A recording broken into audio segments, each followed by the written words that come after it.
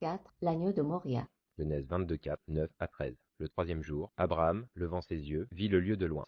Le fait qu'Isaac arrive au troisième jour symbolise la résurrection de Jésus au troisième jour. Lorsqu'ils furent arrivés, au lieu que Dieu lui avait dit, Abraham y éleva un autel et rangea le bois. Il lia son fils Isaac et le mit sur l'autel, par-dessus le bois. Puis Abraham étendit la main et prit le couteau pour égorger son fils.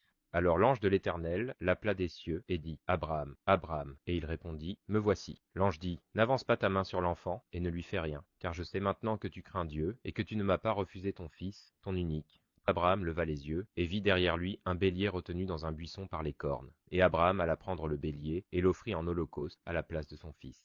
Comme Abraham reçoit l'ordre de Dieu de sacrifier son fils Isaac, Isaac est déjà spirituellement comme mort. Cet événement symbolise la mort de Jésus sur la croix. Le bélier préparé par Dieu à la place d'Isaac préfigure Jésus-Christ qui verse son sang pour nous. 5. L'agneau pascal. Exode 12, 5, 7, 13, 5. Ce sera un agneau sans défaut, mâle, âgé d'1 an. Vous pourrez prendre un agneau ou un chevreau. 7.